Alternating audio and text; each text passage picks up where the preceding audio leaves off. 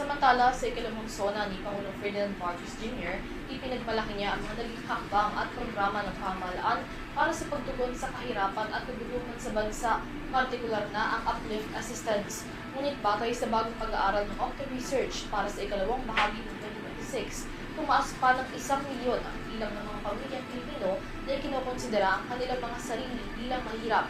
Narito ang detalye. Sa ikalawang bahagi ng taong 2026, mas dumami ang bilang ng mga pamilyang Pilipino na ikinokonsidera ang kanilang mga sarili bilang mahirap, ayon yan sa Octa Research.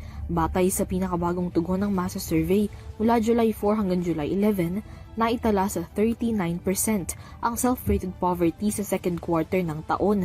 Katumbas ito ng 10.3 milyon na mga pamilyang Pilipino na itinuturing ang kanilang sarili bilang mahihirap. Ang bahagdang ito 4% mas mataas kumpara sa 35% na bilang noong Marso 2026. Pinakamataas ang self-rated poverty sa Mindanao na naitala sa 58%.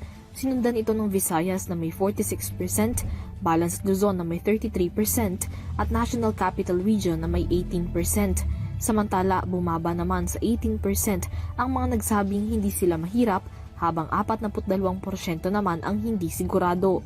Sa parehong survey, iniulat ng Octa Research ang pagtaas din ng antas ng self-rated hunger sa bansa.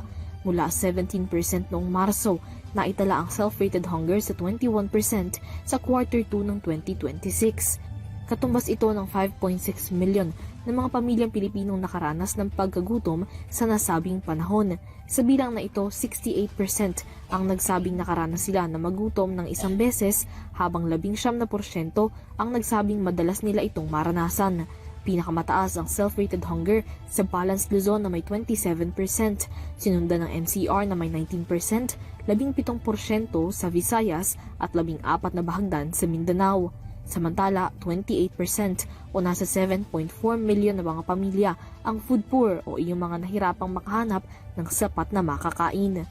Para sa EuroTV News, Mia Layagin sumasaludo sa bawat Pilipino.